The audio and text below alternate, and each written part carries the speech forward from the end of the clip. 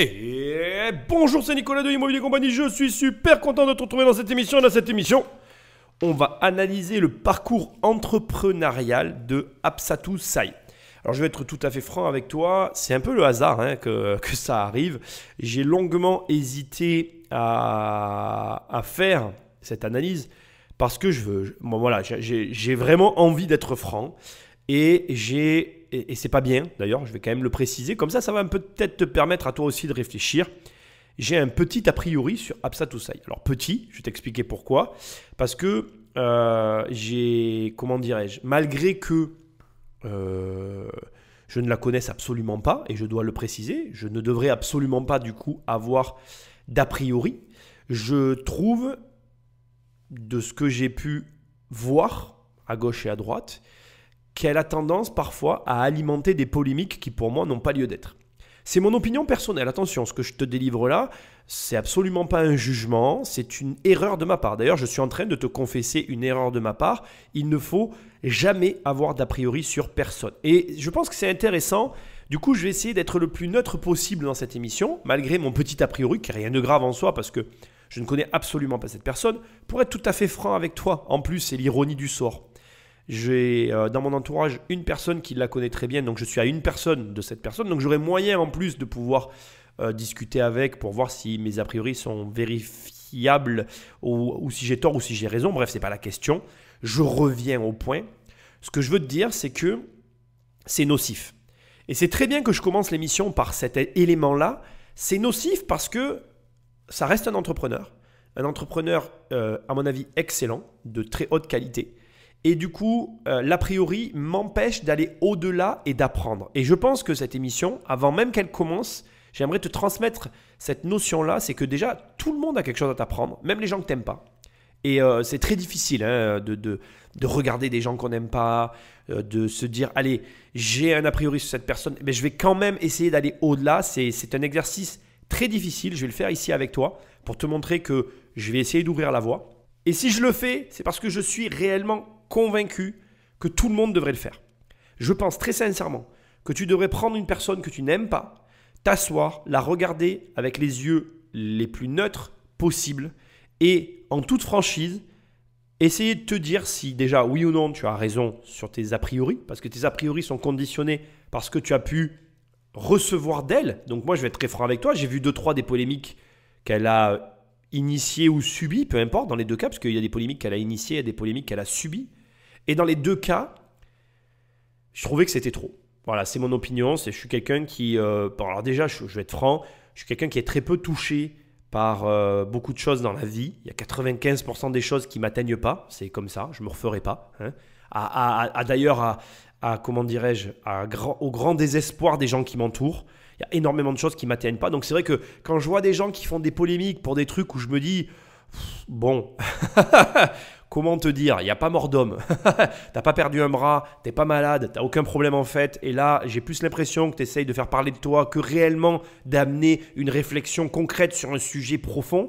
Bah du coup, je t'avoue que déjà, la personne qui va avoir tendance à générer ce genre de polémique, elle n'évoque chez moi que peu d'intérêt. Voilà, elle réduit mon intérêt pour elle. Et c'est vrai que les 2-3 polémiques que j'ai pu voir, qu'elles soient victimes ou initiatrices, dans les deux cas, je me disais, bon, ok, et ensuite, on va où? Bon, voilà, mais ça ne fait pas une personne en fait. C'est-à-dire qu'après, et c'est là où tu vois, bon, moi je prends le cas des polémiques, mais c'est de tout en fait. C'est pas, tu vas avoir un jugement sur une personne pour un élément. Et en fait, cet élément-là, ce jugement que tu portes, sur cette facette, parce que ce n'est qu'une facette de la personne. Ça n'est pas la personne en fait. Et c'est là qu'elle est mon erreur. Et c'est souvent là qu'elle est ton erreur aussi. C'est là qu'elle est notre erreur du coup. C'est qu'on émet un jugement sur une facette de la personne. Et en toute franchise, je vais continuer à te raconter un petit peu en même temps ma vie. Tu vois, samedi soir, j'ai eu une discussion politique, chose que je m'interdis très souvent parce que je vais avoir tendance à réagir de manière excessive quand on me parle de politique parce que je déteste les Jean-François de toutes sortes. Et j'ai des propos parfois qui dépassent ma pensée, voire violents. Et après coup, aujourd'hui, tu vois, je me dis, oh là là, j'aurais trop pas dû dire ce que j'ai dit à cette soirée parce que j'ai eu des propos vraiment excessifs, quoi, du style, il faut tous les tuer, tu vois. Donc, quand tu dis quelque chose comme ça, non seulement je ne le pense pas, Donc il est possible que l'avis que j'ai sur Absatoussaï soit la même chose, c'est-à-dire qu'elle ait dit des choses qu'elle ne pensait même pas parce qu'elle a réagi. Donc en fait, au final, elle n'est pas si éloignée de ma personne. C'est souvent le cas d'ailleurs, c'est là où je t'emmène. Hein. Souvent, quand on n'aime pas quelqu'un, c'est parce qu'il nous renvoie notre image sur un sujet donné, sur une facette donnée. C'est-à-dire que moi, je suis comme ça aussi. Tu vas me toucher sur un sujet sensible, eh ben, je vais vriller en fait. Et peut-être qu'Absatoussaï, elle est comme moi, et en fait, ça m'énerve de le voir chez elle parce qu'elle me rappelle à quel point je peux être comme ça. Et c'est très dur parce que derrière, tu vas avoir tendance du coup à avoir une opinion sur cette personne qui est infondée. Du coup, tu passes peut-être à côté de quelqu'un d'excellentissime et du coup, tu te gâches la vie en fait. Et c'est valable à tout. Enfin, c'est valable à tous les niveaux, pour toutes les personnes. On a tous déjà dans notre existence eu ce genre de comportement. Et alors, je n'ai pas la prétention avec cette émission-là de te faire changer, et c'est clair. Je ne pense pas qu'on puisse changer comme ça facilement, mais je vais essayer de te montrer comment moi, modestement, à mon échelle, je vais essayer aujourd'hui d'aller sur une personne sur laquelle j'ai un a priori et pour laquelle je vais quand même tâcher d'être le plus neutre possible et de creuser parce que comme je te le dis, je pense que c'est quand même un très bon entrepreneur. Ceci étant, on attaque l'émission, plus grosse intro ever qui était déjà du contenu et je vais commencer par te dire l'usage parce que je voudrais déjà te remercier. On est toujours tout autant nombreux à écouter cette émission, donc merci d'être présent. Je te rappelle que si tu laisses un commentaire, des étoiles sur l'application où tu écoutes cette émission, ça m'aide énormément parce que les podcasts sont difficiles à référencer. Sinon, tu prends le téléphone d'un ami et tu l'abonnes sauvagement à l'émission. C'est un comportement tout à fait normal et tout le monde fait ça dans la famille des investisseurs. Je te rappelle qu'en allant sur immobiliercompagnie.com, dans l'onglet livres, tu peux télécharger les 100 premières pages de mon livre, devenir riche sans argent. Sinon, tu peux aller sur Amazon, la Fnac, tu tapes riche, et c'est le livre qui arrive en première page. Tu cliques et tu le reçois chez toi. Enfin, et pour finir, j'ai une formation, elle s'appelle 1 million. Une formation, 1 million, c'est hyper facile. Je te rassure, je ne te fais pas un virement d'1 million d'euros sur tes comptes. Non, pas du tout. Je te propose tout simplement d'apprendre à générer des revenus locatifs avec une banque pour environ 1 million d'euros de dette. Et donc, avec ces 1 million d'euros de dette, tu vas avoir des revenus en face et du coup, tu vas gagner de l'argent. Pareil, tu vas sur immobiliercompagnie.com, dans l'onglet formation, il y a écrit 1 million. Tu cliques. Et on travaille ensemble, sans plus de transition, on attaque directement avec Absatoussaï. Absatoussaï a 27 ans. Fille d'un ouvrier sénégalais, elle a grandi dans un milieu modeste. Pourtant, aujourd'hui, elle dirige un salon de beauté dans un quartier chic de Paris, l'île Saint-Louis. Elle a déjà embauché 15 salariés. Après un BTS de commerce international, elle a été cadre dans une société informatique. Puis, pour créer sa société, elle a eu une bonne idée. Elle s'est positionnée sur un marché encore peu exploité, la beauté multiethnique. On attaque donc avec l'histoire d'Absatoussaï qui t'explique très rapidement ce que j'aime bien en fait finalement les cursus post-bac. C'est bête en fait mais ça conditionne beaucoup de choses. J'ai tendance à le dire souvent, c'est un bloc de vie qui est hyper important et à ce moment-là tu vas prendre des décisions. Et ces décisions, elles vont conditionner beaucoup plus de choses que tu ne l'imagines dans ta vie. Alors, je trouve intéressant qu'elle ait fait un BTS international, enfin de commerce international, parce que réellement, ça fait partie des études que je conseillerais de manière générale, tout ce qui va être marketing, vente, commerce international, etc. Parce que derrière, après ce genre de diplôme-là, même quand tu ne sais pas ce que tu veux faire, tu peux quasiment tout faire. L'avantage, en fait, c'est de garder un champ large d'action et de ne pas se fermer des portes. C'est très bien les filières spécialisantes, hein, attention, il y a des gens qui ont la chance de savoir ce qu'ils veulent faire. Et ça, c'est vraiment c'est une chance, il faut la saisir, il ne faut pas hésiter à y aller non plus. Mais quand on a un doute, quand on n'est pas sûr de soi, sur son orientation, il vaut mieux essayer de se laisser un champ large et de se permettre justement s'autoriser à pouvoir comme ça aller un petit peu où on a envie et ne pas se restreindre dans ses actions. Je vais souligner un élément important. À ce stade, on te dit, voilà, elle a ouvert sur l'île Saint-Louis. Attention, super quartier, l'île Saint-Louis, magnifique. J'adore vraiment, j'adore l'île Saint-Louis. En plus, c'est vraiment un quartier que je trouve superbe. Et c'est clair qu'on est sur les prix les plus élevés de Paris. Donc déjà, rien que d'être là, en soi, c'est une réussite. On t'indique ensuite qu'elle a 15 salariés. Mais je voudrais t'alerter sur un élément, il faut faire très attention. Ce que tu vois n'est pas une réalité. Je veux qu'on soit très clair. Hein. Comme j'ai dit que j'avais des a priori, je ne veux pas que tu crois que là, je suis en train de l'attaquer. Absolument pas. Je suis juste en train de te préciser que les images que tu peux te faire de l'extérieur d'un entrepreneur ne sont jamais les images de l'intérieur. Encore une fois, moi mes parents avaient une société qui avait une soixantaine de salariés, ils ont tout perdu du jour au lendemain. Hein. Et il faut comprendre qu'une entreprise, c'est exactement ça. D'ailleurs, regarde, le Covid en est l'exemple même. Aujourd'hui, ça serait intéressant de revoir cette même émission pour voir comment les sociétés d'Absa Toussaint ont traversé le Covid. Parce que la réalité, elle est là. C'est-à-dire que il faut comprendre que ce que tu vois, salariés, emplacement, image de marque, ça n'est qu'une façade. Ça n'est que ce que déjà, premièrement, l'entrepreneur veut bien te montrer. Et surtout, ça n'est pas la réalité des chiffres. Les hommes mentent, les chiffres non. Et la réalité qui est difficile parfois à entendre, c'est que pour te faire une réelle opinion sur une personne, c'est les chiffres que tu dois juger et non ce que tu crois voir. Alors, Absa Toussaint, je ne sais pas si tu sais, et je ne sais pas quand est-ce qu'a été réalisé ce reportage, mais elle est à l'origine de la franchise Ethnicia. Et on va en parler dans l'émission. Pour l'instant, on va avancer petit à petit et on va revenir ensuite sur plusieurs éléments. Parce que demain, l'avenir, il est au métissage. Donc, on a des femmes européennes aujourd'hui qui ont des cheveux frisés comme des maghrébines, des femmes maghrébines qui ont le cheveu crépus. On a un tel métissage qu'aujourd'hui, il faut savoir faire du sur-mesure pour chaque client. La femme afro aujourd'hui qui pousse la porte d'un salon de coiffure qui est tout à fait classique, se voit souvent refuser l'accès parce qu'ils ne savent pas faire avec leurs cheveux. C'est pas qu'ils ne veulent pas, c'est qu'ils ne savent pas faire avec des cheveux qui sont différents. Ils ne savent pas faire car on ne leur a pas appris dans les écoles de coiffure. Alors Absatou a décidé de pallier ce manque en formant ses employés à tous les types de cheveux. Et visiblement, il y avait un réel besoin car son salon tourne bien. Très bien même.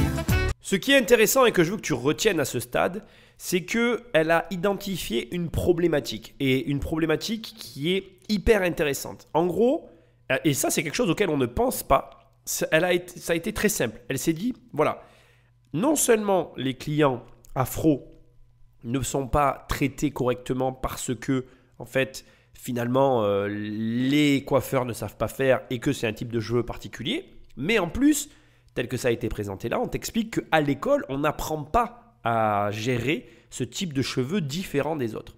Et ça, c'est un point ultra intéressant parce que c'est une manière différente d'aborder un marché que de dire qu'est-ce qu'on apprend sur ce marché-là à l'école aux prochains acteurs qui vont rentrer sur ce marché, qu'est-ce qu'on n'apprend pas et où est-ce que moi je peux me situer. Je trouve ça ultra intelligent tel que ça a été présenté ici parce que réellement, si tu te positionnes sur un créneau où personne n'est formé, où personne ne peut venir te chercher, ben tu es seul en fait.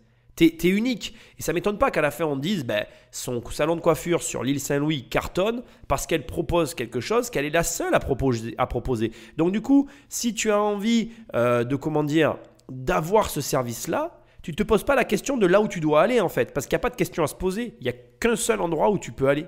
Et je pense que la franchise Ethnicia a été bâtie sur ce modèle-là, qui est un système au départ qui paraît très intelligent, dont on va parler encore une fois tout à l'heure, il va falloir que tu patientes. Mais on va quand même regarder maintenant un petit peu la mesure de son ambition. Tu vas voir que, donc là, je résume rapidement tout ce qu'on vient de voir. Elle a un salon sur l'île Saint-Louis et tu vas voir qu'elle va s'en servir de levier pour ouvrir un deuxième salon. Et je t'en dis pas plus parce que vraiment, tu vas voir, ça va être hyper intéressant.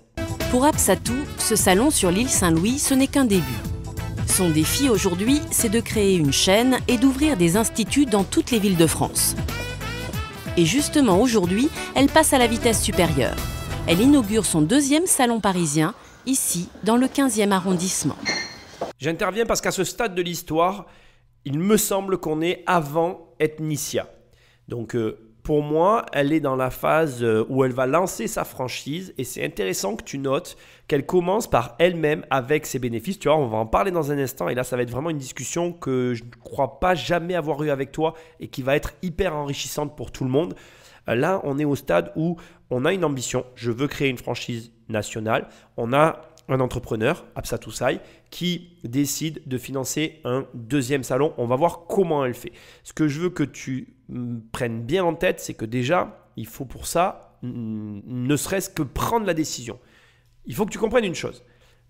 Une société, un mode de fonctionnement, même entrepreneurial, investisseur, peu importe dans quel domaine tu te diriges. Moi, je t'aide dans l'immobilier au départ, mais je fais de l'entrepreneuriat et je veux dire, tu adaptes tout ce que je t'explique à ce que tu veux. Mais là où je t'emmène, c'est ce qu'a fait Apsatousaï, c'est que pour avoir une grosse société, il faut dès le départ agir en conséquence. Alors là, tu vas me dire, attends, mais c'est évident. Mais non, ce n'est pas évident. Apsatousaï aurait pu très bien se contenter de son salon sur l'île Saint-Louis et ne pas chercher à ouvrir ce salon dans le 15e. De la même façon, elle a dû trouver l'organisation, la réflexion, l'approche, les fonds, prendre les risques pour pouvoir ouvrir ce deuxième salon, pour pouvoir prétendre. Et tu vas voir que ça va être intéressant parce qu'on va voir qu'elle a réellement tout mis en place pour essayer de créer ce système national. Et ce que je veux te dire, c'est que je vois beaucoup trop de personnes qui ont l'ambition, comme Apsatou, la même énorme ambition que peut avoir Apsatou au premier abord, mais qui n'ont pas la flamme qu'elle a ou que je peux avoir, qui consiste tout simplement à se dire « je vais le faire ». Par exemple, et je vais te donner un exemple très simple qui va te faire un parallèle parfait entre investisseurs et entrepreneurs, c'est que je vois globalement tous les investisseurs que je fréquente ou avec qui je peux être en contact, etc., je les vois tous fonctionner de la même façon. Ils restent en permanence sur le même secteur. Ils sont en permanence sur le même secteur. Personnellement, je n'ai jamais conservé le même secteur. J'ai toujours pris des risques. Je suis toujours allé à l'extérieur. Je n'ai pas peur d'aller loin. Je n'ai pas peur d'acheter à des endroits que je ne connais pas forcément bien. Mais je m'engage parce que je sais que plus je vais être capable de m'éloigner de mon centre de connaissances, plus je vais être capable de pouvoir élargir mes horizons en termes.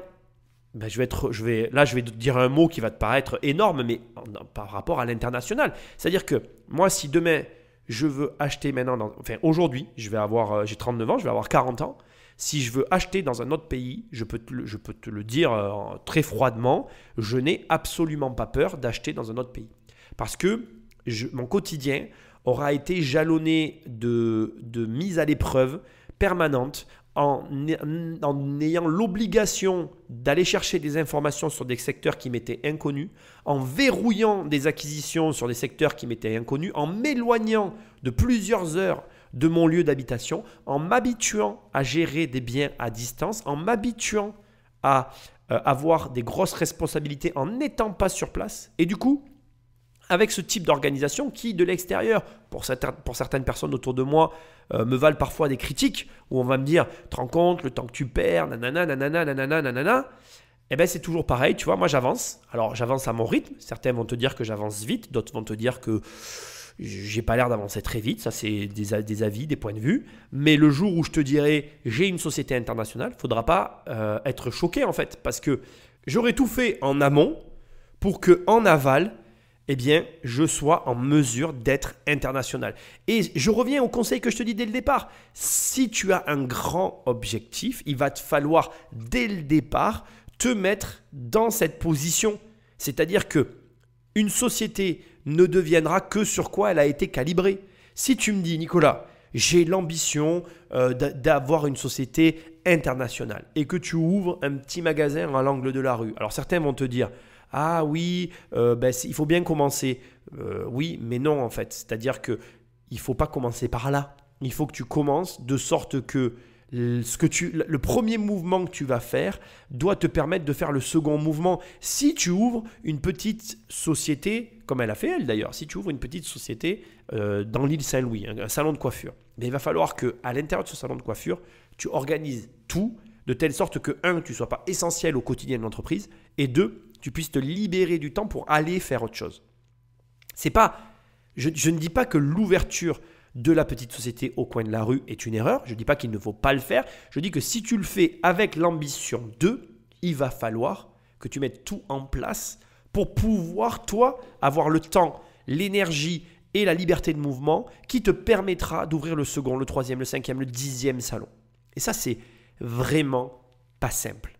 Et d'ailleurs, tu vas le voir aussi avec Apsatousaï. Et c'est là où je te dis, voilà, tu vois, mon a priori me fait passer à côté d'un grand entrepreneur parce que on parle de quelqu'un qui est parti de zéro, qui n'avait pas à la base ni les armes, ni le contexte, ni ce qu'il faut pour construire ce type d'entreprise. Et tu vas voir que ce n'est pas une aventure simple. J'ai fait mes petits devoirs dans cette émission, mes petites recherches. C'est plus que compliqué et honnêtement, je la comprends très bien. Ça ne devait pas être simple. Elle a essayé de faire avec son cœur Et ça, c'est compliqué. Parce que l'entreprise, le cœur, ça ne fait pas toujours bon ménage. Et c'est un couple qui est difficile à manager, surtout dans les milieux financiers. Bref, on va avoir cette discussion avec Absatou qui va consister, elle va nous expliquer maintenant dans un instant comment elle a fait pour ouvrir son deuxième salon. Et là, tu vas voir, accroche-toi, assis-toi, écoute, sois concentré. On ne parle pas de petites décisions. On parle d'énormes décisions qui ont des conséquences qui, à mon humble avis, beaucoup de gens ne mesurent pas. Un institut de plus de 200 mètres carrés qu'Absatou a ouvert sans l'aide des banques. Elle l'a financé avec les bénéfices dégagés par son premier salon de coiffure. Avec le mobilier, avec les travaux, avec tout le matériel qu'on a, les stocks, plus le matériel informatique, les dépôts de garantie aux propriétaires. C'est facilement 100 000 euros. Et je ne me rends pas compte, 100 000 euros, c'est beaucoup pour une entreprise comme la tienne? C'est énorme. C'est énorme parce que 100 000 euros sans crédit bancaire, oui, c'est conséquent. Pour les banques, c'est pas grand-chose. Pour nous, faut les sortir. Une réussite qui aurait pu ne jamais voir le jour. Car malgré ses 30 000 euros d'économie pour ouvrir son premier salon, Absatou s'est fait rejeter par toutes les banques qui trouvaient le pari trop risqué. Alors c'est un ami qui lui a prêté les 15 000 euros manquants. On va vraiment rentrer dans les chiffres d'affaires, dans les chiffres de Absatou Slide. J'ai fait mes devoirs. J'ai devant mes yeux pas mal d'informations. Alors, on n'est pas là pour faire du voyeurisme. On est là pour expliquer, comprendre les mécanismes qui se cachent derrière ces phrases anodines dont trop de personnes ne mesurent pas l'ampleur. Et en toute sincérité, je peux te dire que là, au moment où je suis en train de faire l'émission, on peut parler d'admiration sur l'engagement dont a fait preuve Absatou Slide pour sa société. Alors, je vais te donner les chiffres, je vais être très franc avec toi, je n'ai pas comment dirais-je, il faudrait plutôt que je sois avec elle à côté de moi pour que j'ai réellement tous les détails, etc. Ce que j'essaie de te dire, c'est que je peux me tromper dans ce que je m'apprête à te révéler. Donc il y a une marge d'erreur qui existe, que je ne connais pas. En tout cas, j'ai des chiffres et on va se baser là-dessus. Donc, on ne va pas réagir, je ne vais pas expliquer l'ordre dans lequel on a entendu Absatou Slide parler il y a un instant. On va le prendre dans l'ordre chronologique dont l'histoire s'est passée. Et surtout, on va prendre cet ordre-là pour que toi, tu comprennes bien les enjeux et de quoi on parle. Absatou se lance avec 30 000 euros d'économie. Il lui faut 45 000 euros pour créer son entreprise. Aucune banque ne lui accepte le projet qu'elle propose. Je commence par là, car à mon sens, c'est déterminant de bien prendre la mesure de qui nous avons en face de nous. On a en face de nous un entrepreneur qui s'est vu enchaîner des refus et qui n'a pas lâché, qui n'avait pas d'autre option. Et ça, c'est important. Elle n'avait pas d'autre solution que d'obtenir ces financements pour arriver à créer son entreprise et à sortir de sa situation initiale, c'est-à-dire de salarié à entrepreneur. Et surtout, aucun financement bancaire n'était possible. Elle trouve quelqu'un qui lui prête 15 000 euros. On va être très franc, c'est très difficile de trouver 15 000 euros. C'est des montants quand même qui sont pour des salariés, pour certains, assez importants. Donc, surtout quand on sait que Absatou vient d'un milieu modeste, plus que modeste, on est à la limite du défavorisé, on va le voir tout à l'heure. Tu comprends bien que 15 000 euros, c'est pas simple en fait, c'est plus que compliqué. Je pense même que aucun des mots, je peux faire tout ce que j'ai envie, rien ne représentera la difficulté qui a dû être la sienne pour obtenir ce montant-là. D'accord ? Avec ces 45 000 euros, elle crée son entreprise. Donc là, je passe d'un point à un autre en 30 secondes, mais on parle de grosses galères pour elle. Mais en tout cas, elle a réussi à créer son entreprise. À partir de là, alors la première année, c'est un grand mot. Les 5 premiers mois, elle réalise 45 000 euros de chiffre d'affaires. À ce stade, je veux que tu comprennes quelque chose d'hyper important et sur lequel je dois m'arrêter quelques secondes.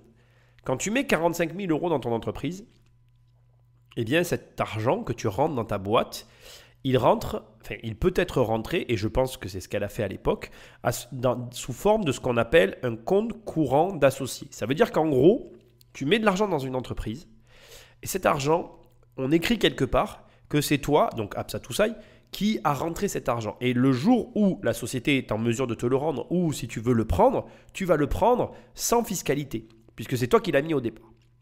Ça peut être rentré de différentes formes. Tu peux par exemple amener des avantages en nature, que ce soit valorisé dans l'entreprise, que ça représente un montant et que tu pourras prendre aussi à ce moment-là sans fiscalité. Bref, en 5 mois, elle fait 45 000 euros, ce qui est un très bon résultat. Et surtout, elle a dans son entreprise 45 000 euros de compte courant d'associé. C'est une donnée importante pour la suite. L'année d'après, elle fait 247 000 euros de chiffre d'affaires. L'année d'après, c'est, à mon humble avis, le moment du reportage, ou en tout cas proche de ce reportage. Et, fait intéressant, cette année-là, elle a un EBE de 64 000 euros en négatif.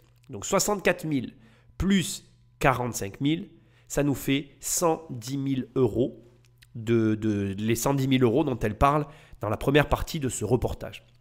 Alors pourquoi je te dis ça? Parce que je suppose que effectivement, comme elle le dit très justement, elle a profité de son bon chiffre d'affaires dès l'année et demie, dès la première bonne année et demie pour financer l'ouverture d'un deuxième point de vente, comme on vient de le voir là. Et elle l'a fait avec ses fonds propres en utilisant pour partie la moitié, enfin la totalité, mais ça représente la moitié en gros de ces fameux 100 000 euros. Donc, son compte courant d'associé et la différence avec son excédent d'exploitation brute. Alors, je peux complètement me tromper. Ce que je suis en train de te dire peut aussi être tiré par les cheveux parce que 247 000 euros avec 15 salariés, honnêtement, je te le dis, c'est pas rentable. Mais ça, c'est un autre problème. C'est mon opinion personnelle. Ça serait à débattre, en l'occurrence avec elle ou avec des personnes qui ont vécu l'histoire ou qui connaissent l'histoire.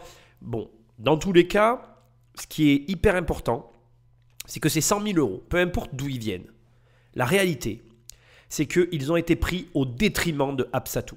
Et ça, c'est un engagement total pour sa propre entreprise.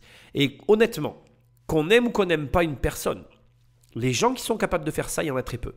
Parce que ce que je veux que tu intègres maintenant, et ça c'est vraiment le point culminant de cette émission, on y est, c'est qu'il faut non seulement du courage, et ça tout le monde t'en parle tout le temps, oui, il a le courage de prendre tout ce qu'il gagne et de le réinvestir en totalité dans son entreprise. Oui, il faut du courage, mais il y a autre chose qu'il faut et dont personne ne te parle. C'est du sacrifice. Il faut être capable de se sacrifier parce que ce qu'elle a fait là, elle l'a fait à son détriment. C'est-à-dire que cet argent qu'elle a mis dans l'ouverture de ce second salon, c'est de l'argent qu'elle n'a pas pris pour elle. Et il n'y a pas beaucoup de personnes qui sont capables d'agir de la sorte, même quand il s'agit de leur entreprise. Parce que les charges, la vie, le quotidien, l'engagement qu'on donne déjà, c'est déjà beaucoup. Quand on est chef d'entreprise, on a un énorme engagement envers sa boîte. Quand tu rajoutes derrière ça, tu te dis « Ah mais là, il faut que je me sacrifie », il y a un peu moins de personnes. Et là, je dois forcément lui tirer mon chapeau parce que sincèrement, ça va au-delà du courage. Encore une fois, ça demande du sacrifice. Et ça, c'est vraiment quelque chose de rare et elle l'a. Très, très, très clairement, elle l'a. C'est devant nous. Et cumule ça au reste. C'est vraiment important de bien mesurer. Elle enchaîne les refus bancaires. Donc, ça envoie à son cerveau une information qui sous-entendrait presque « Est-ce que ton projet est rentable ?» Donc, ça veut dire que non seulement il lui faut du courage, mais en plus, il lui faut aussi une sacrée dose d'assurance en soi en se disant « Bon, ben, les banquiers ne croient pas en moi, mais moi, je crois plus en moi que les banquiers qui ont pourtant l'habitude de voir des boîtes. » Enfin, tu vois, c'est quand même de façon, comment je dirais… de façon induite, quand même compliqué à combattre au quotidien. Et attends, c'est pas terminé. En plus de ça, il faut que tu fasses du sacrifice de tes revenus personnels. Ça commence à te donner simplement une idée de ce qu'il faut pour être à son compte. Et c'est pour ça des fois qu'il y a de l'incompréhension entre la partie salariale et la partie entrepreneuriale. Parce que, ajoute à tout ça, l'incertitude des revenus. Parce que ça, c'est une réalité que tu ne peux pas parler avec un salarié. Le salarié, il sait qu'il est payé tous les mois quand il arrive. L'entrepreneur, il y a une forme d'incertitude. Alors oui, c'est vrai, certaines sociétés arrivent à pérenniser à tel point que ça devient une rente leurs revenus. Bon, là, on ne va pas parler de ça, mais en gros, ça existe, les entreprises qui deviennent tellement imposantes que le revenu, la question du revenu ne se pose plus. Mais ce que j'essaye de te dire, c'est que là, on est face à quelqu'un qui crée.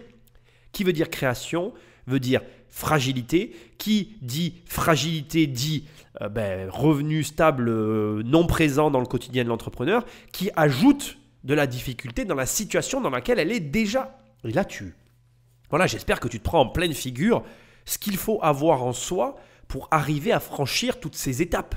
Et là, on ne parle pas simplement de motivation, de tous ces trucs qu'on entend parler à droite à gauche. Non, il faut quelque chose en plus. Il faut croire en son projet, avoir, comme je te dis, voilà, avoir cet engagement total, ce sens du sacrifice. Enfin, c'est lourd, quoi. C'est très lourd. Et je ne fais pas cette émission pour te décourager, pas du tout.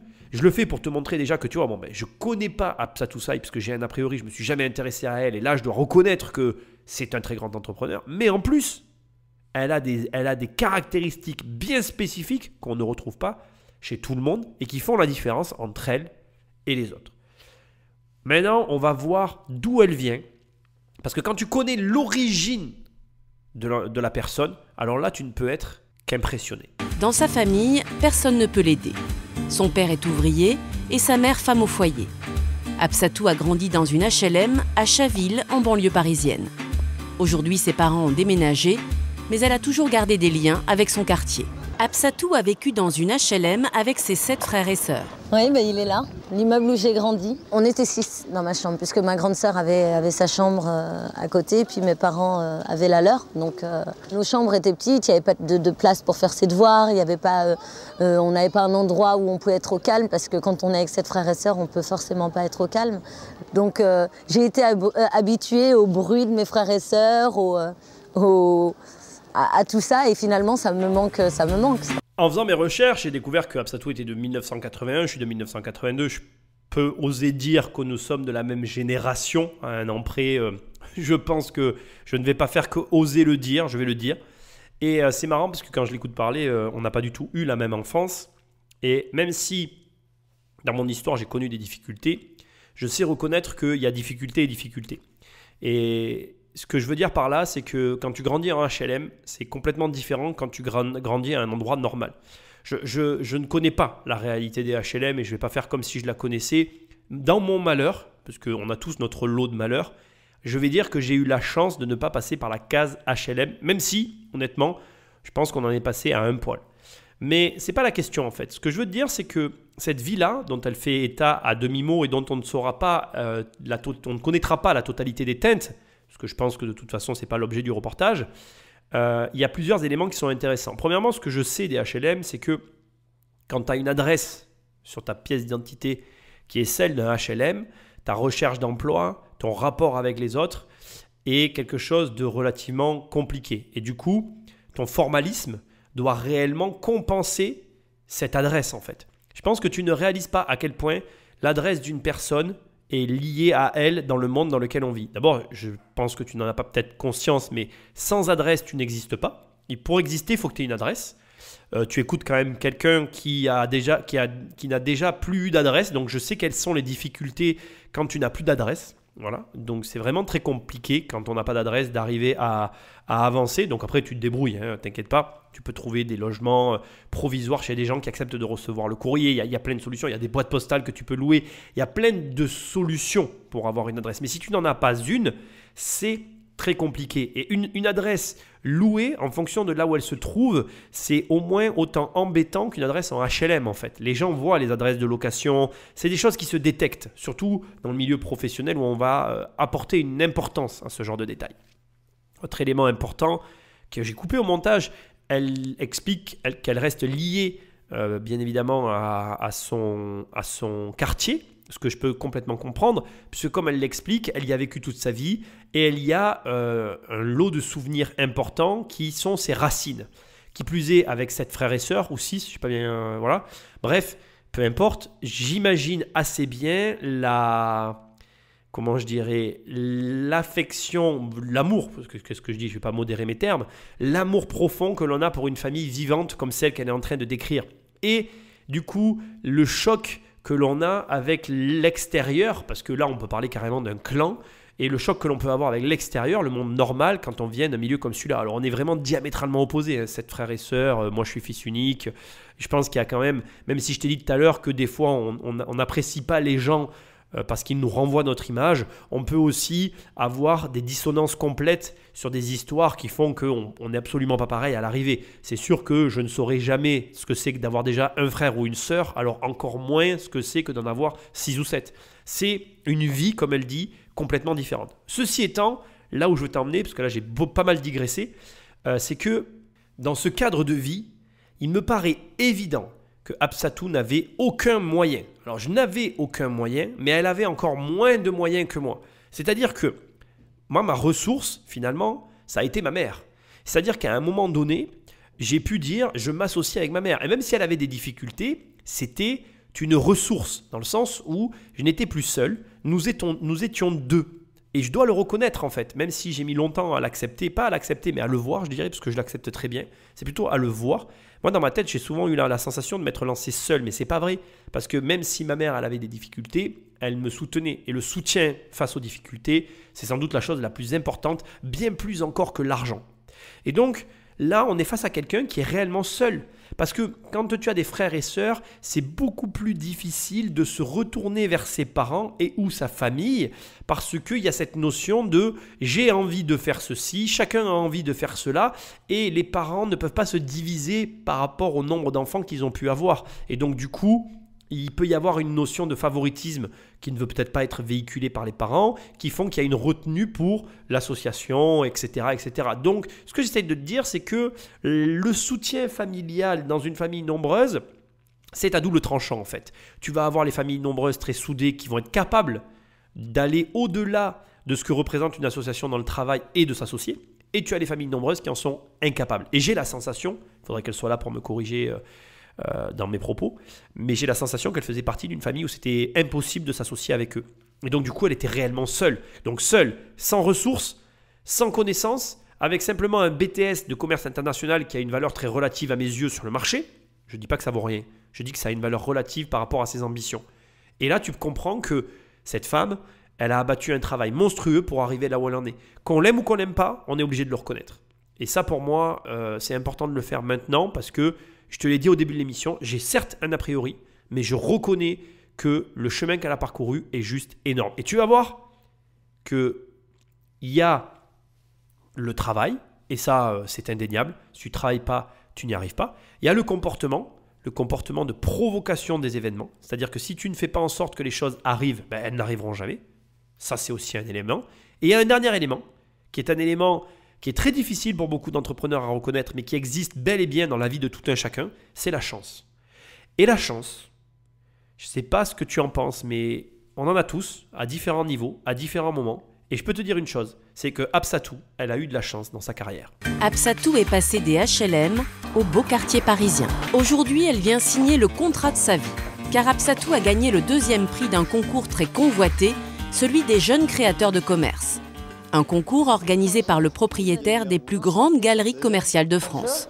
En signant ce contrat, Absatou gagne ce qu'elle n'aurait jamais pu s'offrir seule, une boutique dans le centre commercial de la Défense. Normalement, Absatou aurait dû payer un droit d'entrée de 500 000 €, mais là, grâce au concours, c'est gratuit. Ça tombe très bien parce que juste avant, je venais de te parler de chance, je venais de te parler finalement d'une compétence qui était hyper importante, qui était la chance en elle-même. Non. Ça tombe très bien parce que juste avant, je t'ai parlé des différentes raisons qui faisaient la réussite d'un entrepreneur. Et là, on voit que Absatou, elle a gagné un concours. Et le fait qu'elle ait gagné le concours, je te le dis directement, ça n'a rien à voir avec de la chance. Elle a gagné ce concours parce qu'elle a bossé. Elle a gagné ce concours parce que, je te l'ai coupé au montage, mais les personnes qui lui ont remis le prix parce qu'elle a fourni le meilleur dossier de tous les dossiers qu'ils ont eu sur ce concours. Donc, on ne gagne pas un concours par chance et par hasard. On le gagne parce qu'on bosse. Par contre, et c'est là où la chance a frappé à sa porte, elle a eu la chance de se trouver sur la route de ce concours. C'est-à-dire que ce concours s'est présenté au moment où sa société se développait. Elle a eu l'accès à ce concours au bon moment, à la bonne période, pile quand il lui fallait dans son développement. Et je suis convaincu, mais alors convaincu, que la franchise Ethnicia est née à partir de là. Et quand je dis à partir de là, c'est que l'alignement des planètes, la concordance des événements était parfaite pour que sa franchise voie le jour. Elle ouvre son 2e salon qu'elle vient fraîchement d'ouvrir, elle gagne ce concours, elle va pouvoir, et on va le voir dans un instant, créer sa 3e boutique qui l'envoie finalement à un niveau supérieur et qui lui permet de créer sa franchise. Avant qu'on continue l'aventure, je vais revenir sur un premier élément qui vient d'être donné ici, sur lequel je te dois quelques explications. Tu dois te dire, attends Nicolas, tu ne peux pas survoler ce passage sans me parler des 500 000 euros qu'elle a gagnés. Elle n'a pas gagné 500 000 euros. Elle a gagné en fait un accès à des murs commerciaux sur lesquels, en temps normal, le propriétaire encaisse 500 000 euros de droits d'entrée. Ces 500 000 euros, c'est propre aux locaux commerciaux et c'est lié à l'emplacement, c'est lié au nombre de mètres linéaires de vitrines qui se trouvent sur le local, c'est lié à la zone d'achalandise, c'est-à-dire au passage qu'il peut y avoir devant et à la capacité que va avoir le commerce à voir passer des gens devant ces mètres linéaires de vitrines. Bref, tu le comprends, mais là, on est carrément dans de l'immobilier. Et sans l'immobilier, Absatou ne peut pas développer sa franchise. Et c'est hyper intéressant parce que tu vas voir qu'elle n'a pas que gagné les 500 000 euros de droits d'entrée, elle a aussi gagné autre chose et on le voit tout de suite. La Défense, c'est l'un des quartiers qui concentre le plus fort pouvoir d'achat de la capitale. Des hommes d'affaires, des cadres supérieurs, pile la clientèle que recherche Absatou pour son futur salon. Pour l'instant, c'est un magasin de sport. Absatou va avoir la moitié de cette surface qu'elle va transformer en salon de beauté. En fait, là, c'est le concret. En fait, on arrive à imaginer ce que c'est. Voilà, je suis émue. À chaque fois que je passe devant, je veux dire, je ne pouvais pas rêver mieux. Son emplacement est situé dans une des allées les plus fréquentées. Plus de 15 millions de personnes par an vont passer devant sa vitrine. Donc, ce qui est intéressant ici, c'est de voir en fait le passage qu'on peut avoir. Vous voyez, ça ne désemplit pas. L'escalator, il livre toujours des gens, des nouvelles personnes. Donc, c'est une des entrées principales puisqu'il y a le RER, il y a le métro, tout est desservi par là et puis les gens arrivent forcément par là. Donc, il est toujours bouché cet escalator et le samedi, c'est encore pire. Ça veut dire qu'on attend en bas de l'escalator le samedi. Vous voyez, là, il y a des gens qui attendent pour prendre l'escalator. On voit pas ça partout. On voit ça à la Défense. Voilà. Une exposition qui se paie au prix fort. Le loyer de son futur salon atteint des sommets 16 000 euros par mois. Heureusement, grâce au concours, Absatou a également gagné 8 mois de loyer gratuit pour l'aider à démarrer. Tout semble bien parti pour elle. Pourtant, il lui reste un dernier obstacle à franchir et pas des moindres. Car pour ouvrir, elle a besoin d'un prêt de 750 000 euros. Mais avec la crise financière, les banques sont moins prêteuses et sans prêt, c'est la fin du rêve. Je trouve vraiment génial ce long passage. Il va falloir que tu sois attentif. Je vais essayer de te passer les points par point. Je vais boucler avec l'immobilier puisque j'ai fini tout à l'heure avec l'immobilier sur le dernier passage. Donc, je t'expliquais qu'en gros, il y avait 500 000 euros de droits d'entrée qu'elle avait gagné, qu'elle n'avait pas à payer. Ensuite, elle a gagné 8 mois de franchise de loyer pour un loyer de 16 000 euros. Donc, ça veut dire qu'en gros, le propriétaire lui dit en gros, pendant 8 mois, tu ne payeras pas. Et au bout des 8 mois, le loyer commencera à s'enclencher et tu devras payer. Et, c'est pas fini, attends, parce que c'est là que ça devient drôle. En plus de tout ça, le propriétaire, je ne sais pas si tu l'as remarqué, il a une boutique de sport et il la divise. Il dit en gros, je la coupe dans l'art et je me fais sur l'autre moitié un nouveau loyer. Donc imagine que sur cette boutique de sport, il se faisait 25 000 euros de loyer. Mais qu'est-ce que fait le propriétaire? Il dit à son locataire, écoute, tu me rétrocèdes la moitié du local. Moi, je te déduis à peu près 7 000 euros de loyer, donc tu passes à 18 000 euros par mois de loyer au lieu de 25. Et à côté, il va louer 16 000 euros, ce qui veut dire qu'il passe de 25 à 34 en ayant fait faire une bonne affaire à son locataire qui va donc du coup accepter le deal et lui en faisant une excellente affaire parce qu'il augmente ses loyers. Et comme le dit Absatou dans ce passage, elle dit c'est le seul endroit où les gens attendent pour prendre l'escalator. Et le mec, il sait qu'il a un emplacement de fou furieux, donc il a intérêt à raisonner comme ça. Et il a intérêt à aller négocier avec ses commerçants et à faire des concours et à faire des franchises de loyer. Parce que là, tu pourrais te dire depuis le début, attends, je comprends pas, là maintenant d'un coup, on a un investisseur qui arrive et qui offre ses murs commerciaux, qui fait des concours et tout. Mais le mec est ultra malin en fait. Si tu veux une technique de mise en location de fou, ça c'en est une.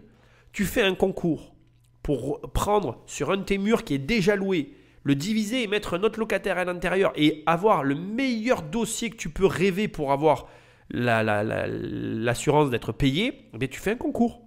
Parce que tu vas avoir des gens qui vont vouloir gagner le concours, des gens qui sont solvables, des gens qui sont là avec des vrais projets, et c'est toi qui choisis. Et du coup, tu te retrouves avec des projets parfois de fou. Là, la démarche du côté investisseur, elle est complètement folle en fait. Je te demande vraiment d'y réfléchir un instant.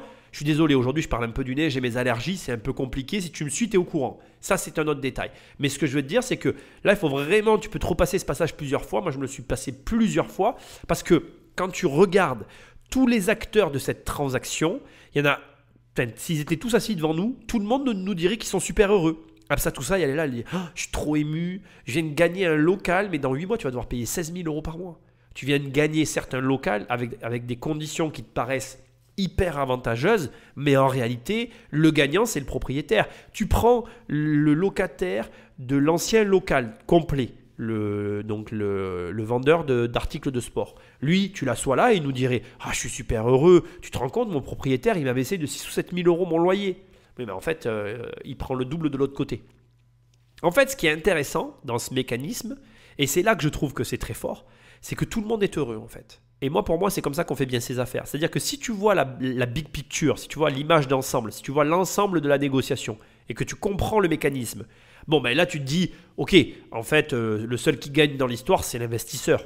Très bien, je comprends. Mais en fait, si tu isoles chacune des personnes, chacun est heureux à son échelle en fait, parce que chacun est gagnant. Apsatou, elle n'aurait jamais eu un local comme ça si elle n'avait pas gagné ce concours. Et elle n'aurait jamais eu la visibilité qu'elle va avoir pour permettre de lancer sa franchise derrière. Et de la même façon, elle n'aurait pas généré l'argent qu'elle va générer. Et ce qui est encore plus intéressant, je trouve, on va venir un petit peu sur le côté émotion de Apsatou que je comprends complètement. Je veux dire, maintenant, en faisant cette émission, j'arrive à comprendre ce qui anime cette personne et j'arrive même à comprendre pourquoi elle est dans la réaction. Les gens comme nous, je me considère du coup un petit peu comme elle, quand tu as manqué de certaines choses, que tu as une certaine ambition, tu es un peu à fleur de peau et tu es un peu dans la réaction. Et c'est difficile pour toi de te contenir parce que tu as une masse d'énergie qui te tracte et cette énergie, tu ne peux pas la canaliser. C'est ce qui explique sa réussite, c'est que c'est une boule d'énergie cette fille. Si elle n'avait pas toute cette énergie, elle n'aurait pas abattu le travail qu'elle a abattu. Et du coup, ça explique pourquoi elle est très réactive, elle est énormément dans la réaction, dans toutes les polémiques dans lesquelles elle peut se retrouver. En fait, elle réagit. Bon bref, ceci expliquant cela, j'avais peut-être besoin de le dire pour que tu comprennes mon espèce de, comment je vais dire ça, de doute autour de la personnalité. Mais bref, on va arrêter avec ça. Moi, je comprends l'émotion de la personne parce que elle sait d'où elle vient. Elle voit où elle va et le chemin abattu. Et elle ne peut que être fière, et je le comprends, de ce qu'elle a fait. Et ça, c'est un fait. Tout le monde à sa place, ça serait OK. Maintenant, penchons-nous sur la situation. Rappelle-toi, elle a donc lancé sa boîte avec difficilement 45 000 € puisque 15 000 € a été prêté par quelqu'un. À mon humble avis, elle a réinvesti la totalité de son argent dans l'ouverture d'un deuxième local dans le 15e. Là, elle gagne un troisième local et c'est intéressant de voir qu'on est dans une ascension totale. C'est-à-dire que, qu'est-ce qui se passe? C'est que on avait un besoin de 100 000 € pour lancer une nouvelle société. Et là, maintenant, d'un coup, par rapport à un emplacement et à une situation, on a besoin de 750 000 €. Et tu vas voir, cette émission est exceptionnelle, tu vas voir que ce montant, qui pour toi et moi, si tu es investisseur, peut te paraître gros, parce que ça peut te paraître gros, et parce que dans l'immobilier, aller demander 800 000 € à un banquier, ce n'est pas anodin. Ce n'est pas tout le monde qui est en mesure de demander 800 000 € à son banquier. C'est possible, moi je connais des gens qui sont capables de le faire, mais ce n'est pas tout le monde. Déjà, il y a un monde, il y a déjà un univers qui sépare les investisseurs qui dépassent les 300 000 de ceux qui ne les dépassent pas. Voilà, déjà, il y a un trait à tirer. Il y a un autre trait à tirer à 500 000. Il y a un autre trait à tirer à 1 million. Et alors, je ne te parle pas, plus tu t'envoles et plus il y a des traits que tu peux tirer. Bref, là, on passe de quelqu'un qui s'autofinance complètement avec de la love money sur une création. S'autofinance encore avec ses fonds propres de sa société sur 100 000 € pour ouvrir un deuxième commerce qui est à peine ouvert, qui vient de gagner un emplacement de folie et qui a besoin là maintenant de 750 000 €. Je t'en dis pas plus parce que je pense qu'à ce stade, si tu es investisseur ou entrepreneur, tu sais que la partie est mal engagée. Mais tu vas voir, et je veux que tu comprennes bien tous les mécanismes qui sont ici en place, qu'en réalité, jamais rien n'est mal engagé, que certains éléments savamment choisis peuvent amener des résultats insoupçonnés. À Paris, Apsatou prépare l'ouverture de son 3e salon à La Défense. Mais cela ne lui suffit pas, elle veut que sa marque soit présente dans toutes les villes de France. Aujourd'hui, elle se rend à Nantes pour peut-être y installer sa première franchise. Un tournant.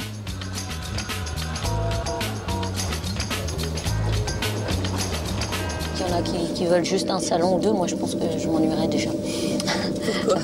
Parce que ce que j'ai envie, c'est de développer une entreprise, c'est le challenge, c'est l'adrénaline que c'est d'avoir beaucoup de choses à gérer, etc. C'est ça qui me plaît. L'objectif, c'est d'arriver à une centaine de franchises, ça serait déjà bien. Sur toute la France? Sur toute la France. Donc, pas tout de suite, hein, pas en 6 mois, mais... Absatou est une jeune femme d'affaires qui a de l'ambition.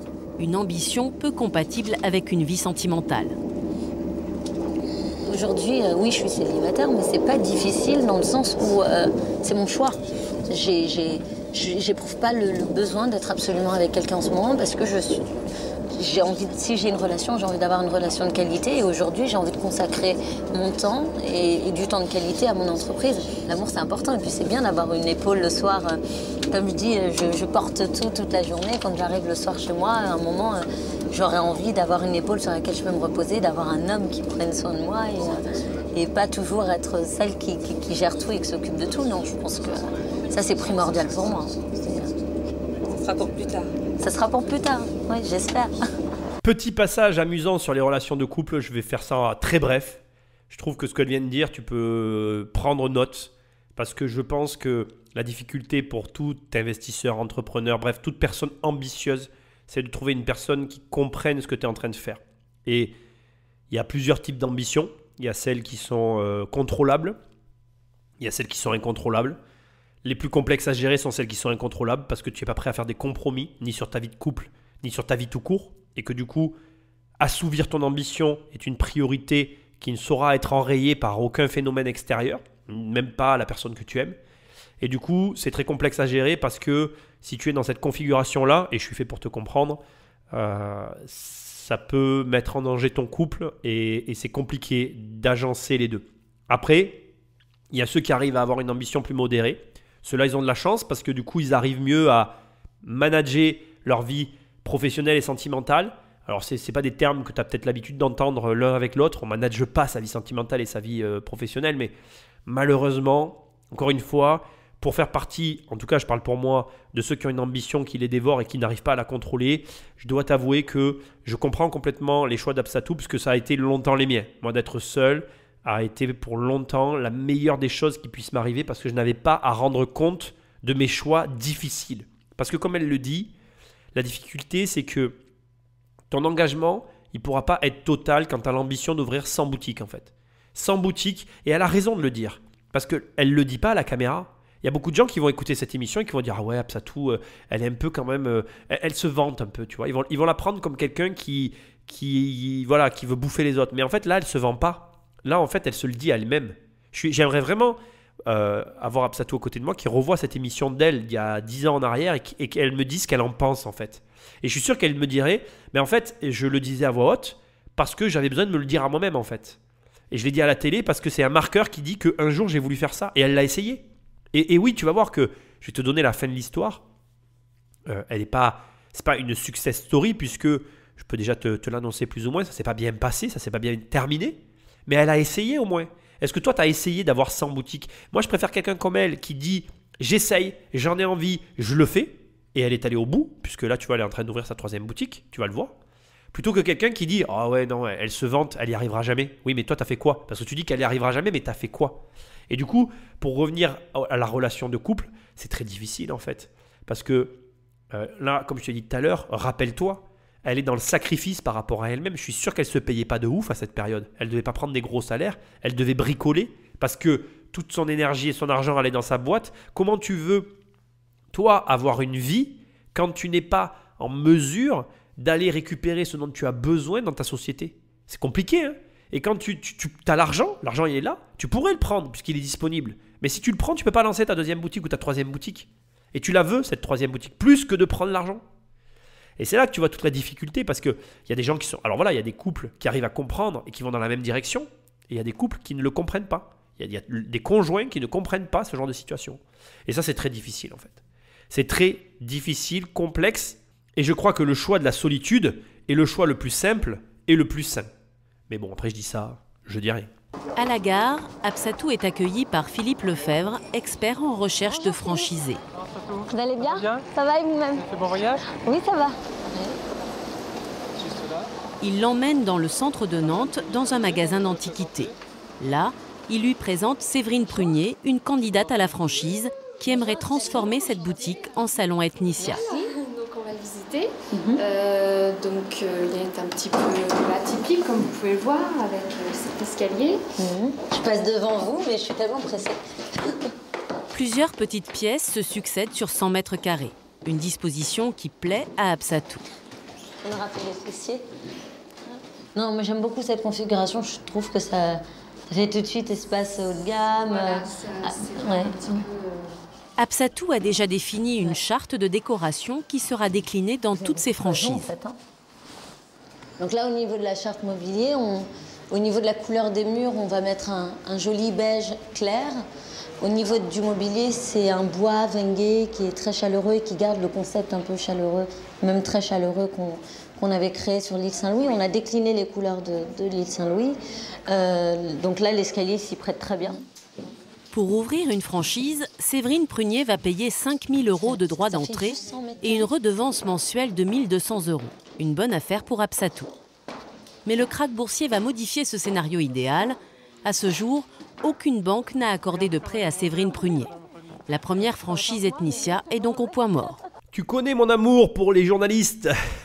J'aime pas du tout ce qu'ils ont fait à la fin, mais on va y revenir. Premier élément hyper intéressant, Absatou s'est entouré d'une personne spécialisée dans la recherche de franchisés. C'est un détail, mais là encore, à un moment donné dans l'émission, je t'ai expliqué que la société se calibre à ce sur quoi tu désires qu'elle soit calibrée. Et donc là, Absatou voulait une société nationale. Elle s'est entourée de ce qu'il fallait pour avoir une société nationale. Un détail, mais est-ce que toi tu l'as fait?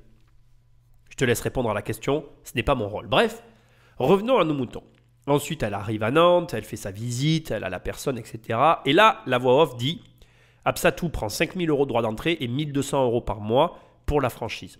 C'est une bonne affaire pour Absatou. Mais attends, ce n'est pas un échange unilatéral, c'est un échange équivalent. Ce qui n'est pas du tout précisé par ici la voix off et les journalistes et qui devrait l'être, c'est qu'en échange, la franchisée reçoit premièrement une charte d'aménagement qui va être donnée par Absatou. Dans la logique, si le travail de la franchise a été bien fait, et ça, j'ai pas fait les vérifications parce que j'estime que c'est pas à moi à le faire, normalement, Absatou va mettre en place des éléments qui fonctionnent, éprouvés et testés sur le terrain pour faciliter le développement de l'entreprise à la personne qui choisit de se franchiser chez elle. Autre élément, mais alors capital, c'est que les franchises, c'est quoi? C'est des systèmes de vente clé en main. Là aussi, normalement, si le travail a été bien fait, c'est que tu rentres dans un système où tout a déjà été testé sur le terrain, validé, fonctionne au moment où on parle, est déjà en train de marcher et où tout roule, quoi. Je te donne un exemple, tu prends une franchise McDonald's, ben tu sais que voilà, il y a des process à respecter, mais si tu respectes tout, que ce soit le design, la charte couleur, l'embauche de ton personnel, enfin bref, si tu respectes toutes les conditions qui te sont données par la franchise, tu as une machine à vendre. Et c'est ça une franchise, hein. C'est une machine à vendre. Et il y a des gens qui sont plus à l'aise en franchise qu'à leur compte. Il n'y a pas une personne qui tire mieux son épingle du jeu que l'autre. Ça n'est pas vrai. Ça n'est pas vrai. La vérité, c'est que on a un échange de deux personnes. Chacun fournit un service à l'autre. Et comme tout service fourni, ça mérite salaire. Voilà. Ça m'agace un peu. C'est pas dit correctement. Absatou, elle arrive, elle fait son taf de franchise, elle valide que le concept s'adapte parfaitement aux locaux pour garantir à sa franchisée le fait que ça se vende, que ça fonctionne et qu'elle ait dans ses mains tous les outils pour voir fonctionner sa société. Alors après, comme c'est dit à la fin, les banques n'ont pas prêté, voilà, mauvais choix du candidat. Donc ça veut dire que là encore, regarde, Absatou, c'est un détail, hein, mais elle s'est déplacée en train, elle a perdu du temps, elle a perdu une journée, tu vas voir qu'elle a des problèmes ailleurs à gérer et ce temps-là, il ne sera pas remboursé. Et ça aussi, personne n'en parle. Mais une franchise, combien de temps elle passe à prendre des candidats, travailler sur des projets pour rien? C'est énorme en fait.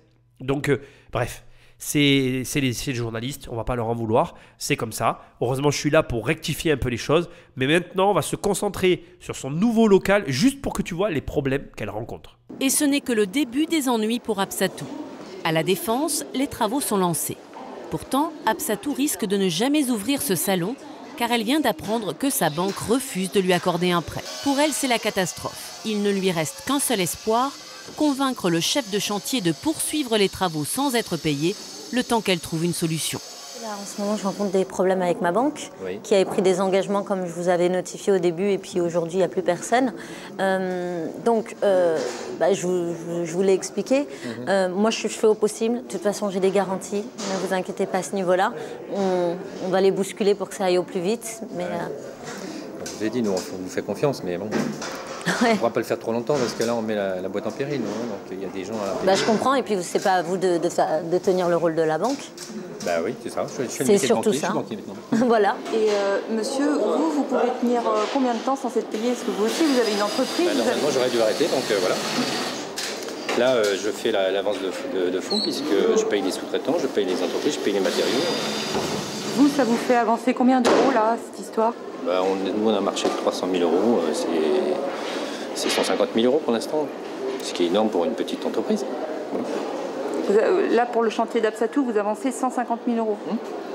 Et plus si j'ai pas les fonds d'ici 15 jours, puisque d'ici 15 jours, on aura presque terminé. Donc, voilà. C'est quand même lamentable, et je pense que ce n'est pas un mot suffisamment fort encore, mais c'est lamentable qu'on ait à pallier ou à demander aux entreprises de pallier aux carences de la banque. C'est pas possible. Absatou a gagné un sursis. Mais le temps presse, sinon le rêve va s'envoler. Elle ne pourra pas ouvrir son salon et elle sera très endettée. Là, on parle d'une réalité entrepreneuriale. On a quelqu'un, Absatou, qui arrive sur un chantier dont elle n'a pas l'argent de payer. Et elle est obligée d'essayer d'être convaincante et de dire « je vais me débrouiller pour te payer ». Et ça, faut le vivre en fait. Je peux même pas l'expliquer. Moi, j'ai connu des problèmes d'argent. Ça, je peux en parler, j'ai connu. Et il y a des moments où tu dois faire justement comme elle est en train de faire, c'est-à-dire avoir ce comportement assuré, rassurant et de gagnant pour dire je vais y arriver. Et là, on est dans une difficulté énorme pour elle parce que elle n'a rien derrière. Elle travaille sans filet, quoi. C'est-à-dire qu'elle dit qu'elle a des garanties, mais elle n'en a pas du tout. Et quand à la fin, elle est en colère en disant c'est pas normal, c'est pas à la société à faire. Non, c'est pas une question que c'est pas à la société à faire les avances. C'est que c'est elle qui n'arrive pas à avoir l'argent, c'est tout. Mais elle est énervée parce qu'elle sait que l'enjeu, c'est l'avenir de sa boîte. Et ça, ça s'apprend pas. Hein. Je peux pas te faire une vidéo en t'expliquant. Ça, tu le trouveras dans aucune des formations. Et le mec qui dit qu'il va te l'apprendre, c'est pas vrai. Hein. C'est des trucs, t'es seul. Tu vas le vivre et t'es seul. Et c'est certain. Hein. C'est certain que en te lançant dans l'investissement, en te lançant dans l'entrepreneuriat, c'est ce risque-là que tu prends. C'est celui-là que tu prends. C'est-à-dire qu'à un moment donné, forcément, tu seras à la place d'Absatou.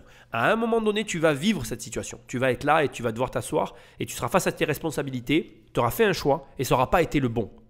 Et je vais être transparent avec toi. C'est le plus dur. Et ça ne s'apprend pas, ça se vit ces trucs-là. Et dans la douleur. Et honnêtement, on en ressort grandi parce qu'on se découvre, on se redécouvre. On apprend où sont ses limites. Et on appréhende aussi mieux notre façon de travailler sous une réelle tension. Parce que aller faire un crédit sans avoir l'argent et acheter quelque chose parce qu'on est salarié, c'est complètement différent que d'essayer de lever 750 000 euros, d'engager des travaux et de ne pas avoir une thune dans ses poches pour payer tout ça. C'est vraiment deux mondes différents. Et ça, il faut le comprendre en fait. Je ne dénigre pas les salariés, attention. Mais on est devant une vraie entrepreneur et je dois le préciser. Voilà. Donc écoute, on continue parce que je trouve que c'est ultra intéressant. On n'a pas trop l'occasion de voir ce genre de réalité ni à la télé, ni dans nos émissions, et j'en suis super content du coup. Absatou a besoin de 750 000 euros. C'est une grosse somme, alors il faut rassurer les banques. Personne dans son entourage ne peut se porter garant. Sa dernière chance, c'est peut-être Oseo, un établissement financier public qui aide les entrepreneurs. Moi, je suis un peu perdue, comme je vous l'ai expliqué. Vous avez un petit peu plus de recul.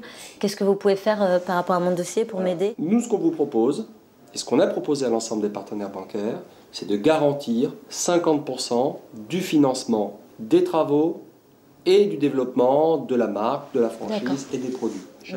Cela signifie qu'Oseo se porte garant sur la moitié des 750 000 euros. Si Absatou fait faillite, la banque pourra vendre le fonds de commerce de la Défense pour se rembourser. Et si cela ne suffit pas, c'est Oseo qui paiera avec l'argent public. Reste à savoir si cela suffira pour inspirer confiance aux banquiers. Alors, Oseo, c'est un système que tu connais peut-être pas, qui est un... Comment je vais appeler ça ? Donc, comme tu l'as expliqué, bon, elle te l'a expliqué, hein, c'est un système financier d'argent public. Mais pour moi, c'est une espèce de banque parallèle en fait, je ne sais pas comment dire. Donc en gros, ils accordent dans le temps normal, ils accordent des prêts. Moi, je les ai connus au travers de prêts pour entreprise. Quand j'étais courtier en prêt, en fait, j'utilisais cette banque. Je vais te dire comment on s'en servait d'ailleurs. J'utilisais cette banque dans les dossiers de justement création d'entreprise comme apport pour aller chercher de l'argent pour les clients. Ouais, je sais, c'est un peu tordu, mais tu vas comprendre. Le truc est très simple. Tu viens me voir, tu veux créer une société, tu n'as pas d'argent. Tu me dis, voilà, j'ai pas d'argent. Alors, je vais quand même essayer de regarder si tu n'as pas 2-3 000 balles quelque part qui traînent, parce que ça traîne, c'est possible.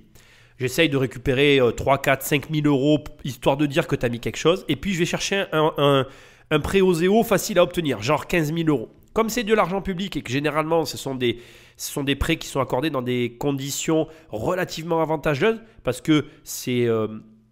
voilà, en gros, pour te donner un ordre d'idée, si tu tapes montant maximum OSEO sur Google, tu vas tomber là-dessus. Le montant maximum accordé est de 15 000 euros pour une durée de 2 à 10 ans avec un taux d'intérêt librement fixé par les banques.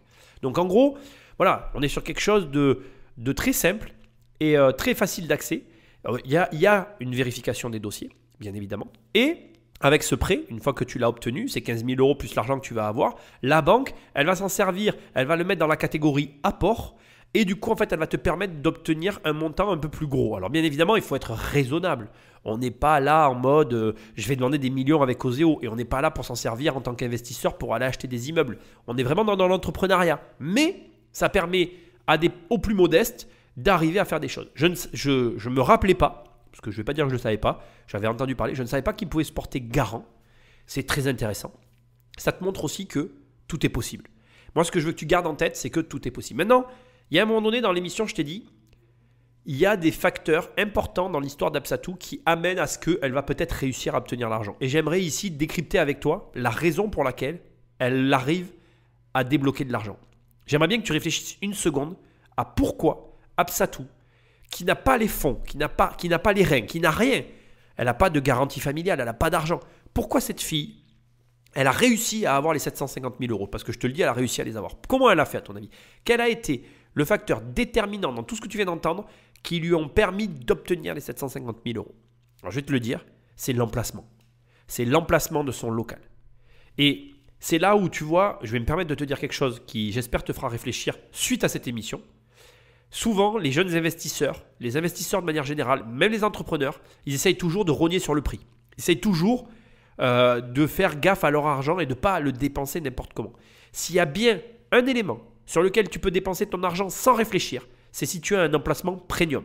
Si par exemple, tu arrives à t'acheter un immeuble hyper bien placé, pas du tout rentable, mais que tu arrives à l'acheter, eh bien, je vais te le dire comme je le pense, achète-le. C'est pour ça que moi, souvent, je te le dis, la rentabilité, ça ne fait pas tout. Et là, tu le vois.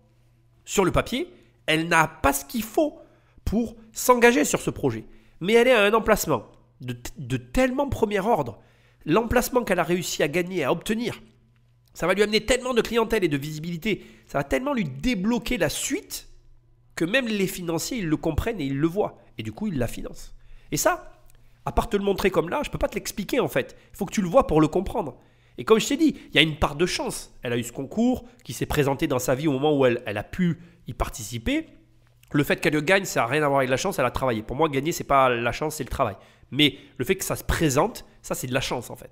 Et du coup, ce qui est important de comprendre, c'est que sa force dans ce dossier, c'est le local. C'est ce qu'elle a obtenu. Et si elle n'avait pas eu ça, elle n'aurait pas eu les 750 000 euros et l'aventure n'aurait jamais démarré. Ce soir du 11 décembre, à La Défense, la fête bat son plein. Car Absatou a réussi son pari. Elle a trouvé 2 banques prêtes à la suivre. À 26 ans, elle inaugure son 3e salon de beauté dans l'un des centres commerciaux les plus convoités. Quand même le premier centre commercial d'Europe. Et pour moi, c'est juste un rêve de pouvoir y mettre les pieds. J'arrive vraiment dans la cour des grands. Tous mes partenaires qui sont là ce soir, tous mes amis, tous les gens qui m'ont fait l'honneur de leur présence, tout le monde, j'oublie vraiment personne. Je vous embrasse tous, je vous remercie énormément. Je suis émue, je suis bavarde. Waouh! Elle a mis les pieds dans le premier centre commercial d'Europe. Et effectivement, elle a raison. C'est un point capital. Il faut que tu en prennes la mesure. Et je pense qu'à ce stade, elle en prend la mesure. Et je crois aussi, et j'en suis convaincu, qu'Ethnicia a été lancée ce soir-là. Parce qu'à partir de là, tu commences à compter. Et quand tu commences à compter, tu peux commencer à te lancer. Pour le plus beau jour de sa vie, Absatou a fait les choses en grand. Show coiffure et maquillage, musique et tenue tendance, l'ambiance se veut branchée. Ses parents ont fait le déplacement. Ils découvrent ce que leur fille a réussi à construire, seule, 3 ans seulement après avoir créé son entreprise. Ah là, il y a des endroits pour les massages, hein. Ouais. Après. Qu'est-ce que vous pensez du nouveau salon d'Absatou? Content. Je suis très content. Pourquoi? Ah ben... Est-ce que c'est ma fille? Ah oui. Je suis très content. Quand je me baladais dans ce centre commercial étant petite, jamais je me suis dit un instant que je serais un jour à côté de ces grandes marques. Jamais. Ça faisait partie probablement d'un rêve à mes débuts. Et là, je touche le rêve du bout des doigts. Et maintenant, même en vrai, en pleine main, quoi. Je suis ravie, je suis sur un nuage. Je le découvre avec toi. On vient de vivre 3 ans d'aventure entrepreneuriale. En gros, entre l'île Saint-Louis, le salon du 15e et celui dans le centre commercial de la Défense, il s'est écoulé 3 ans. Je ne l'avais pas compris, mais tu viens de découvrir ça. À la fin, elle nous raconte avec émotion ses souvenirs d'enfance quand elle te baladait dans ce centre commercial de la Défense où elle aimait faire son shopping et où finalement elle n'avait jamais elle-même osé imaginer venir y mettre les pieds en tant que fondateur, en tant que propriétaire d'une société. Donc c'est clair que ça doit être émouvant, je me mets à sa place une seconde. Et alors là, avec en fond la musique de Disco Beach, c'est beau la bourgeoisie, là, tu sais, qui ne nous rajeunit pas, là, tu vois laquelle je veux dire.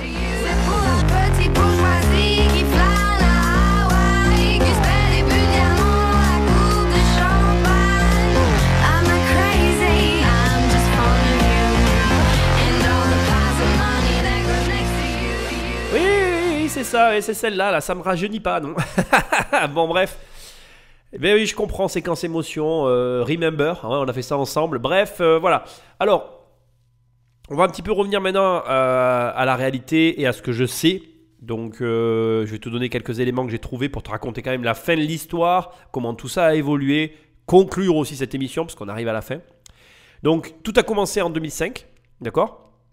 Elle a un projet, comme tu l'as compris, de franchise. Et en même temps, c'est aussi un projet éthique puisqu'elle veut donner à des femmes peu qualifiées, issues de milieux modestes comme elle, l'opportunité de créer des commerces. Ça, c'est le projet initial d'Absatou Sai. Franchement, je lui tire mon chapeau parce que c'est un beau projet. Et c'est le genre de projet que je pourrais soutenir. Mais il y a un problème. Mais il y a un mais. Voilà, mais il y a un problème, j'allais dire. Mais il y a un mais, comme toujours. C'est que tu ne peux pas oublier dans ce genre de projet l'aspect économique, la dimension rentabilité qui va venir forcément entacher la chose. Et c'est très complexe. Absatou Sai a déclaré qu'elle avait elle-même financé à taux zéro la totalité ou la quasi-totalité des ouvertures, tout en s'engageant à assurer la formation à l'entrepreneuriat des franchisés. Ce qui est pour moi une erreur. Très clairement, elle n'aurait jamais dû. D'abord, l'argent gratuit, ça n'existe pas. Même les hommes politiques qui essayent de le faire n'y arrivent pas. Donc je ne vois pas comment une entrepreneur seule pourrait ne pas y arriver. Le problème dans ma déclaration, c'est qu'il faut me faire mentir, hein. C'est l'objectif. Pour le coup, elle n'a pas réussi. J'aurais aimé qu'elle y arrive parce que son projet, il est beau. Mais je pense que c'est très dur. Voilà. Le démarrage est fulgurant, donc. Les centres de beauté s'appellent Ethnicia, je te l'ai répété depuis le début. Et elle arrive à monter la franchise à 16 unités en France. C'est énorme. C'est énorme et je la salue. 16 unités, c'est fabuleux. Franchement, je ne sais pas ce que toi t'en penses, mais je vais être franc avec toi. Si déjà tu arrives à monter une société qui a 16 points de vente en France, je peux t'assurer que tu as réussi. Hein. Elle avait réussi.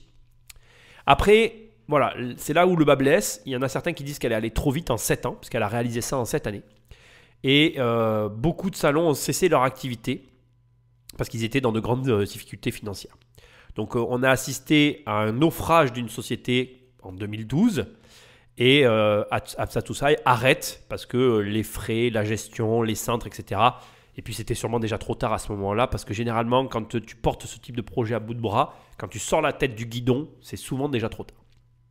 Alors après, quand on lui a demandé les raisons pour lesquelles elle pensait que tout ça avait échoué, Elle reconnaît qu'elle a sous-estimé le temps et les moyens nécessaires pour arriver à transformer des personnes inexpérimentées en entrepreneurs confirmés, ce que je peux totalement comprendre. Moi, je suis aujourd'hui aussi dans la formation et je vois régulièrement que ce n'est pas aussi simple que d'apprendre à quelqu'un quelque chose.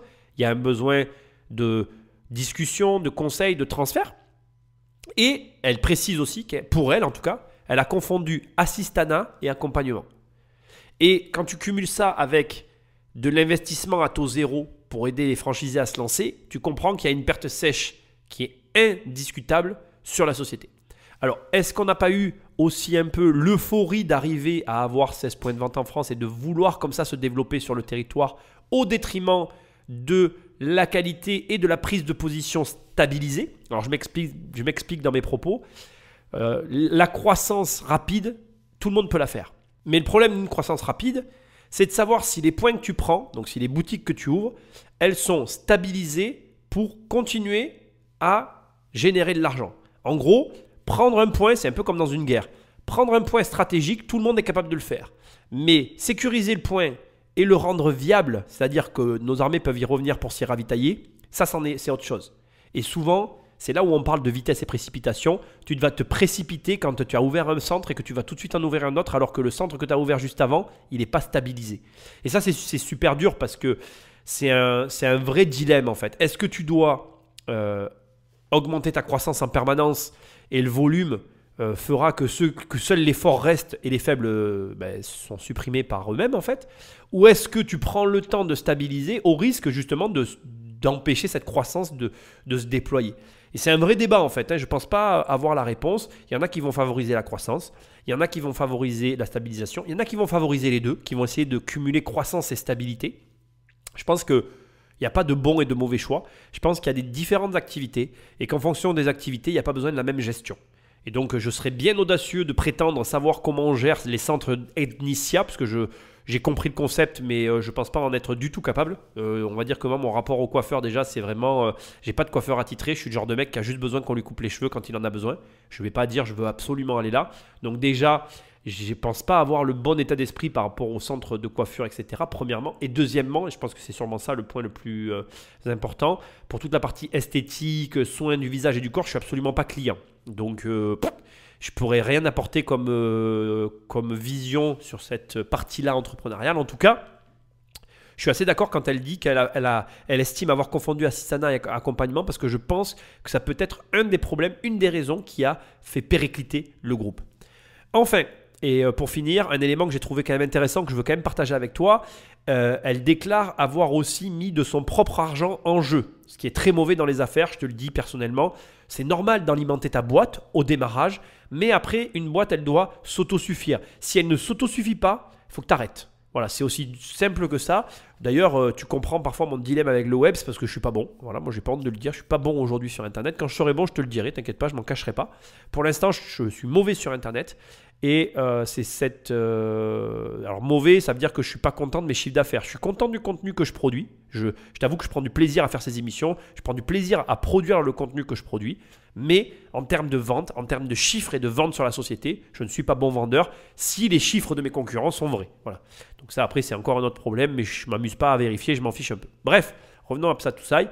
Les ex-franchisés évoquent-elles, donc parce que ce sont généralement des femmes, des erreurs de gestion et de management, et donc certains des franchisés sont en procès judiciaire contre Psatousaï.